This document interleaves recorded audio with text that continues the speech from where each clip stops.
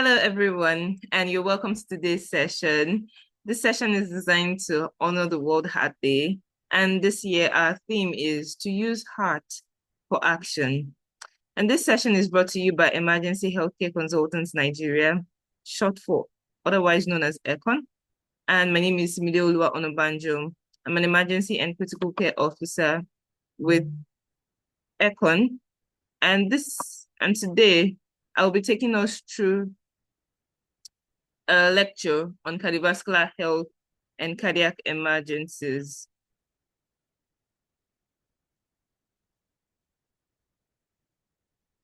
So by the end of this lecture, I would have explained what cardiovascular health means and why it's important for you to pay attention to your cardiovascular health.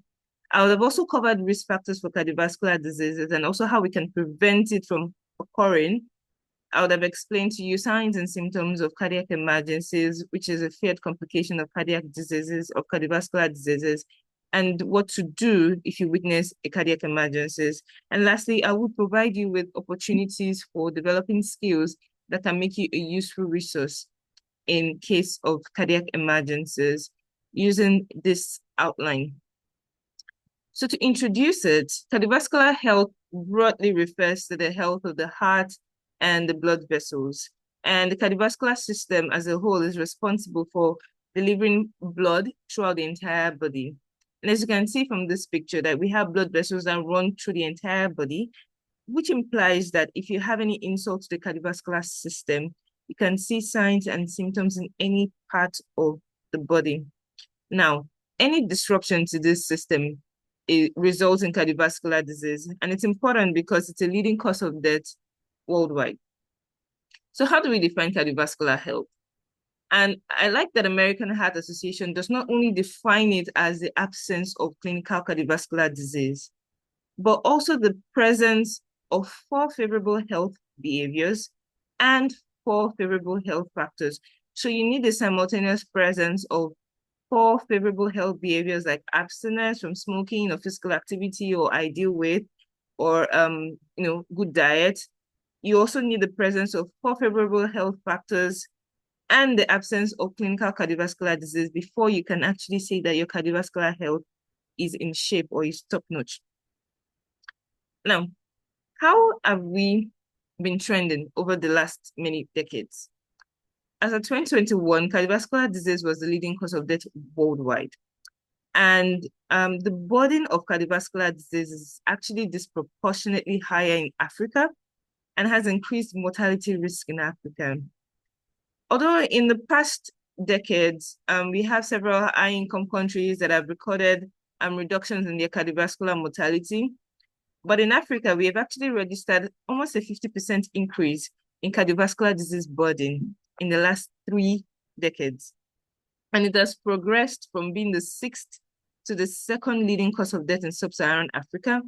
And this can actually be blamed on changes to our lifestyle factors and also an increase in risk factors like hypertension and diabetes that contribute to an increased incidence in cardiovascular diseases.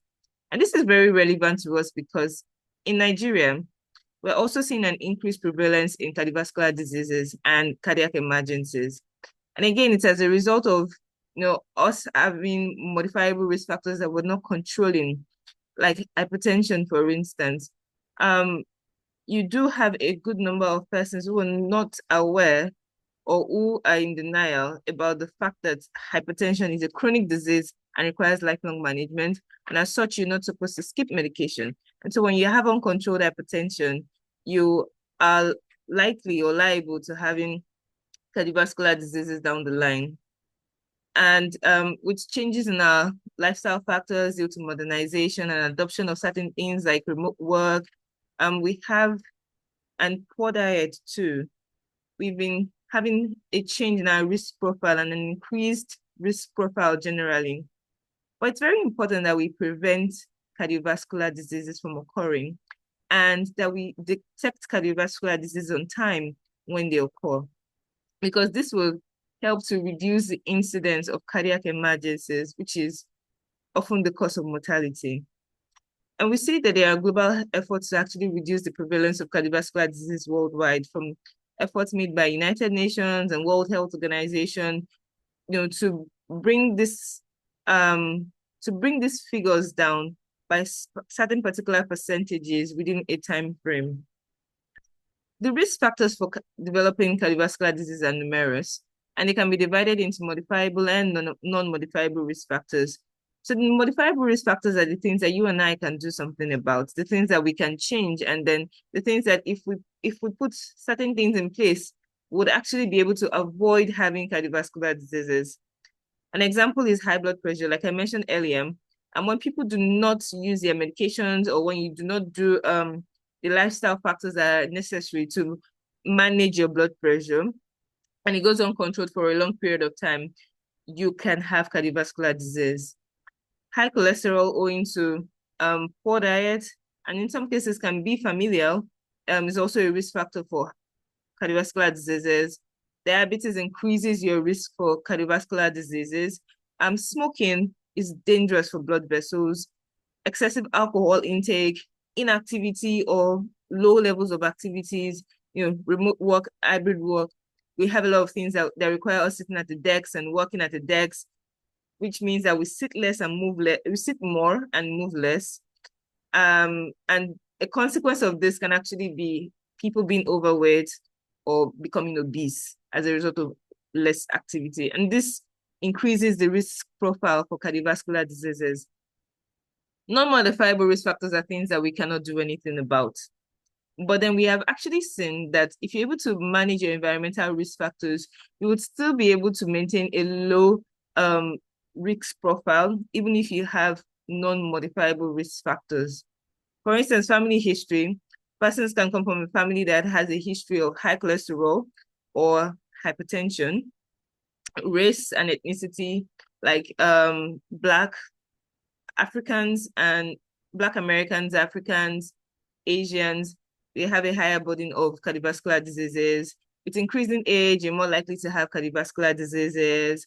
Men are more likely to have cardiovascular disease at a younger age. Women, postmenopause, also have an increased risk for cardiovascular disease. So we see how gender, age, and race come to play in the risk profile for cardiovascular diseases. So you're talking about cardiovascular health as a whole. What are the components? And I like this by American Heart Association that talks about Life's Essential 8. It used to be Life's Essential 7, but sleep was added because sleep has actually been shown to be an important component of cardiovascular health. And these components cover good diet, activity, maintaining your blood glucose, managing your weight, managing your cholesterol level, managing your blood pressure, avoiding smoking, and sleeping well. And we'll briefly go through all these components of cardiovascular health. First is to eat better.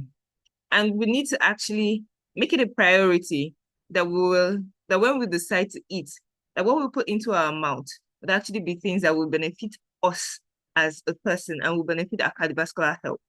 So we can see on this table, we have a plate that has been divided into sections, which is how our plate is supposed to be sectioned. So we should have a plate that contains all grains, occupying about a quadrant, and then protein occupying about the lower quadrant. And our protein doesn't necessarily only have to be animal protein, but we can also prioritize plant-based protein, like soybeans. And we also need to have vegetables and fruits in our diet. And it should be in each meal that you take, such that each meal is balanced. And it's important to note that the drink that is associated with this healthy eating plate is water, as water is the one essential drink for health. It doesn't contain added sugar, it doesn't contain preservatives, it doesn't contain anything harmful for your health. And things that we can actually do as persons to, improve our diet is that as we go about our day-to-day activities, especially when we feel the need to snack, we can actually swap snacking on processed food or refined food, and taking something like garden egg, for instance, that you can actually snack on, or dates, or grapes, things that you can actually reach and snack on instead of things like sausage roll, for instance, that contain a high level of saturated fat. We can make better choices for our diet. We can actually choose to eat food that is more nourishing to your body and avoid taking a lot of fried food, for instance. And then we should look at our calorie intake and see how it is matching our calorie output. We shouldn't take foods that are so high in calories.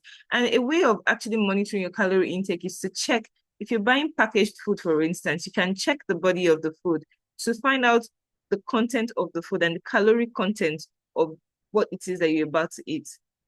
And if possible, you can actually decide to eat homemade meals instead, because with homemade meals, you can actually tell where it's coming from and kind of cooking oil that has been used in preparing this. And again, please read nutritional labels. It gives you an understanding of, oh, is there trans fat in this? How much saturated fat is in this? What's the required daily intake? Am I actually almost exceeding my required daily intake with just taking this one thing? So it's important that we actually read nutritional labels before we actually consume food. And we generally also need to limit our intake of sweetened drinks, like soft drinks and sodas. They contain a high level of sugar, which you ordinarily wouldn't even eat by taking cubes of sugar on your own. Now, next is to be more active. And it is required that for adults, you set a weekly target of 150 minutes of moderate aerobic exercise or moderate aerobic activity, which translates to 30 minutes of moderate aerobic activities 5 days in a week. Or you can have 75 minutes of vigorous aerobic activities throughout the entire week, or you can find a way to combine both. It is important that we actually move, because it does help blood flowing, it helps to keep you active, it helps to manage your weight. And we can see from all these poses that really none of these poses require a gym. And there are things that you can actually do in your house. Or you can even do them at work while you're moving in between meetings. You can lunge, you can squat, you can do certain exercise and incorporate them even into your daily activities. So you can actually decide that instead of taking transport to a particular place, why don't I walk it? And why don't I leave home earlier than normal so that I can walk certain distance before I get to work? And you can also incorporate muscle strengthening activities at least twice a week to also help you be more active. Again, please, we need to walk more and sit less. So if you see that you have been seated at the same spot for about 1 to 2 hours, get up and walk for about 10 minutes and return to your sitting position. And we need to actually be able to set realistic goals. So you will not come from never having done any physical activity in a long while and then all of a sudden say that you're going to be skipping 45 minutes every day. You will burn out. You actually need to set realistic goals. So today I'm going to exercise for 10 minutes. Tomorrow I'm going to make it 15. The day after I will still make it 15 because I need to maintain my tempo. And then I will gradually graduate it until I'm able to attain my activity goal.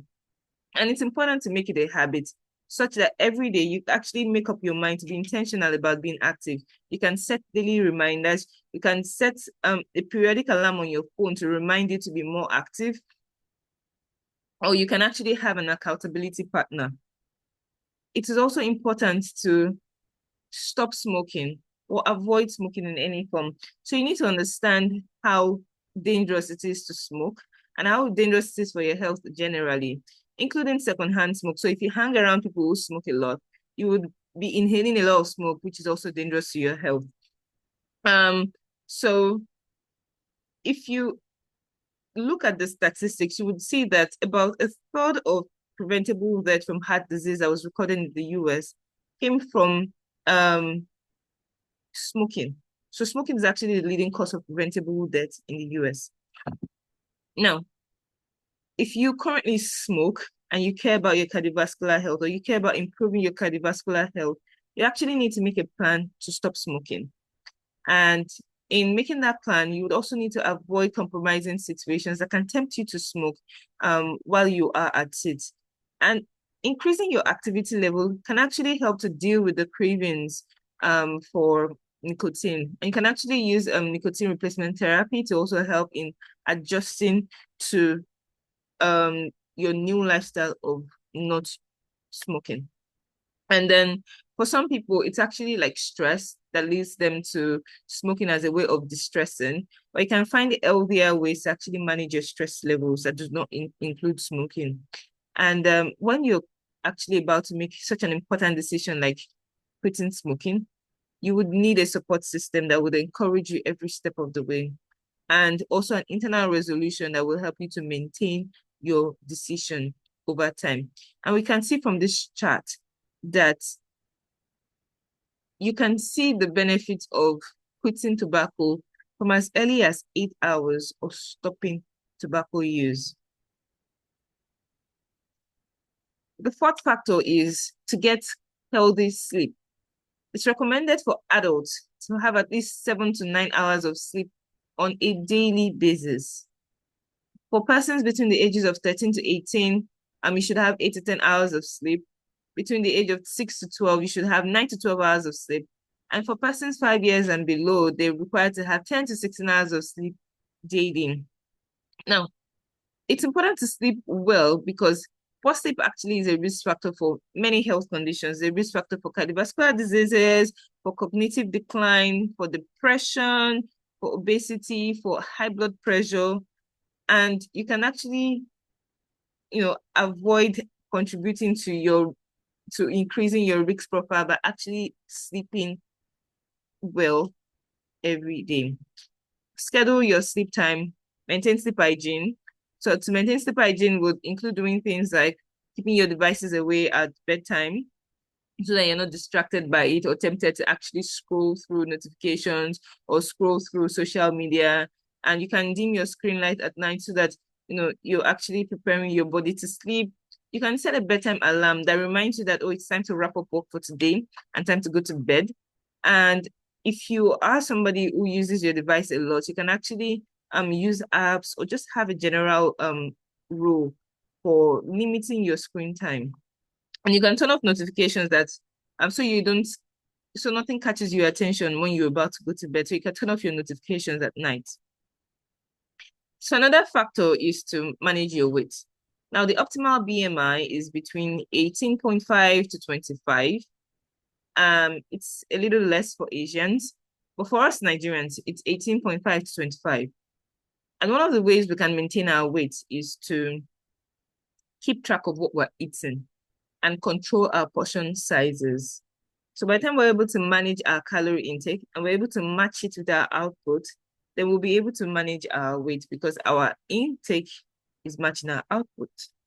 And when we make healthy food options, when we get active physically, we will be able to also manage our weight. So we can also see that, these components, they all work hand in hand in giving you this optimal cardiovascular health that you're looking for. And if you need any help in losing weight, if you have actually tried so hard and you keep and you're unable to actually manage or maintain a healthy weight, please seek medical help. I also want to mention that a healthy weight size is defined as about 35 inches or less for women and 40 inches or less for men. So we can actually today, after this session, get a tape rule and measure our waist circumference. And based on what we see on that tape rule, know how we'll adjust our lifestyle to actually help us, manage our weight. And also at any given opportunity, try to check your weight so you have an idea of what your weight is. Measure your height so you can calculate your BMI and just know if you need to adjust your lifestyle or adjust targets to help you maintain a healthy weight. It's important to control your cholesterol. A way of controlling that would be to eat healthy meals. Again, these components work hand in hand. So we need to know that there are certain fats that are bad for you, like trans fat. You shouldn't be consuming trans fat. You should limit your intake of saturated fat and increase your intake of unsaturated fat. You can check your blood cholesterol level if you want to have an idea of your current lipid profile. You would find out, your good cholesterol level, your bad cholesterol level, your total cholesterol level. And based on that, you can also do or make some lifestyle changes.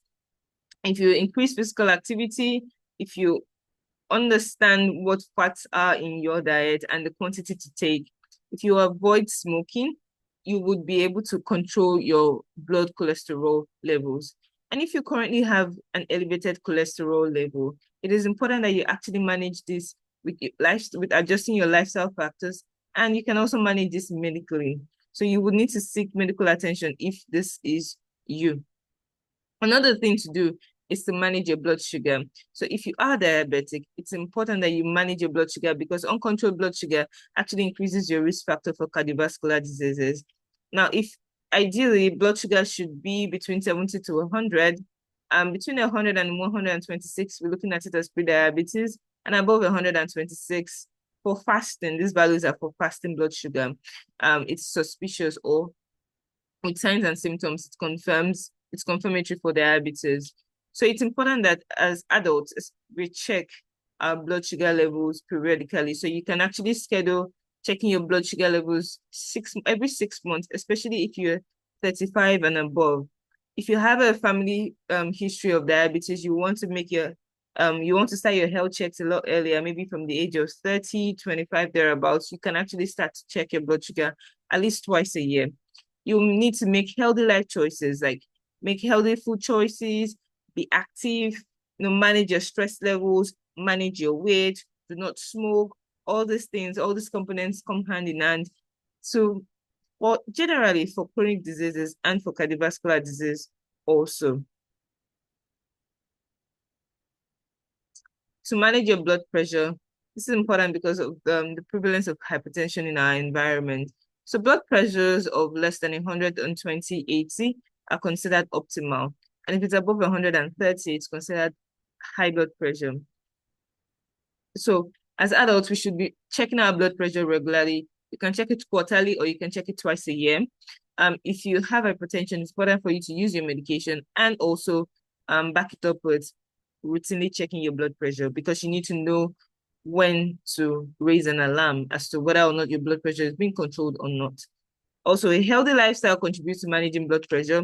If you lead an active life, for instance, exercise reduces your systolic blood pressure by about 10 millimeters of mercury. So it means that if you have hypertension, you're managing it with your drugs. You cannot leave it as only drugs. It's a three-pronged approach where you need to incorporate diet, incorporate lifestyle choices like exercise, and your medications. So exercise helps in managing blood pressure. Eating well, healthy diet helps in managing blood pressure. Again, all these components work hand in hand to give you this adequate cardiovascular health. And sleeping well, managing your stress levels also help you in managing your blood pressure. So the cardiac emergencies, they are down the spectrum of cardiovascular disease, and they usually would occur when cardiovascular disease goes neglected for a long time or goes untreated. And manifestations can be as an acute myocardial infarction, popularly known as a heart attack, or stroke, or heart failure that can progress to cardiogenic shock and ultimately can lead to a cardiac arrest. So I'll just talk about two of the common cardiac emergencies. And heart attack, as we know, is a medical emergency that occurs when you have a blood clot or you have a plaque that cuts off blood supply to a particular area of the heart. And it has a process that leads to it. But then what happens in a heart attack is by the time blood can no longer go to that area of the heart, then it begins to become ischemic and you begin to have signs and symptoms of ischemia. And over time, if that obstruction is not relieved, that area can die and result in an infarction. And that's why it's important to act fast in the case of a cardiac emergency, because time is muscle. So the symptoms of a heart attack are usually sudden. The very common sign that everybody knows is that classic chest pain where people grab their chest and squeeze. And but unfortunately, that doesn't happen in all cases. For instance, women and elderly persons can have very interesting symptoms and non-classical symptoms. They can have pain in the upper part of their abdomen, for instance, or they can have nausea or vomiting, or very vague symptoms that you cannot really pinpoint, and they would be having a heart attack going on. So if you have somebody who all of a sudden is complaining of chest pain, who is becoming breathless, complaining of abdominal pain, starts to vomit, or in some cases we have persons say that they actually feel like they're about to die. And yes, it's a religious society where we say things like, oh, don't say that you're about to die, you will be fine. But no, it can actually be a symptom of worsening, of a cardiac emergency. So if persons say things like, oh, their chest really hurts, they feel like they're about to die, it's not the time to actually keep them at home and say, oh, don't worry, take paracetamol, you'll be fine. No, you need to take them to a hospital as soon as possible. Now, this chest pain can also go all the way to the jaw, go to the left arm, go all the way down, or even go to the back. So these are things that we actually need to pay attention to. Some persons can complain of dizziness also.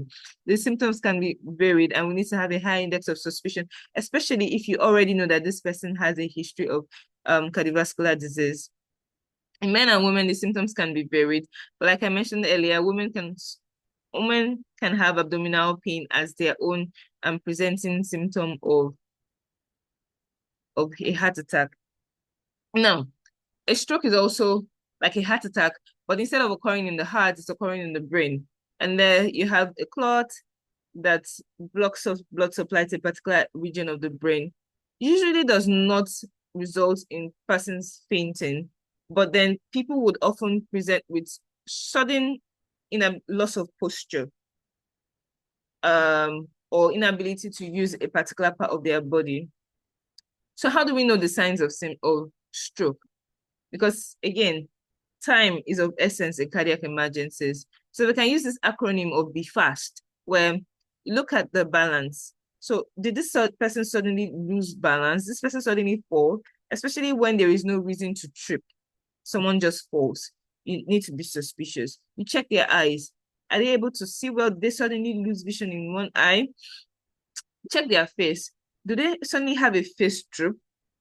Are they able to raise their arm? That's for A.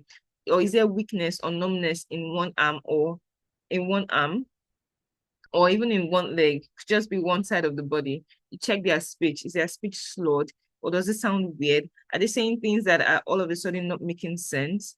You check what time did this thing start. And also, time stands for you need to get this person to the hospital as soon as possible. So what happens if you witness an emergency? You need to first check the scene. Scene safety is important because you don't want to have two victims in an emergency, or you don't want to have an extra victim in an emergency. So you check the scene to ensure that the scene is safe. You call the emergency numbers. In Lagos, it's 767 and 112. And then you go meet the person. And if need be, you perform CPR for this person, depending on what you meet when you assess this person. And the aim of an emergency first response is to preserve the life, to prevent further deterioration of what is currently going on, and to also promote recovery. So step by step, really, of what do you do when someone suddenly collapses. So you walk to them after you've ensured that the scene is safe. You tap them by the shoulder and you tap them firmly. Shake them and shout. Call out their names if you know their names. If you do not get any response, you need to call the emergency numbers 767-112. Check if they are breathing. Check if there's anything obstructing their airway, or anything like, for instance, their tongue can be obstructing their airway. So you may need to do some maneuvers like tilting their head backwards, lifting up their chin to clear their airway and to prevent the tongue from occluding the airway. And then you place your hand in the center of their chest and you push hard and fast. So you're aiming for 100 to 120 compressions in 1 minute. And then you continue to, a cycle of CPR has 30 compressions.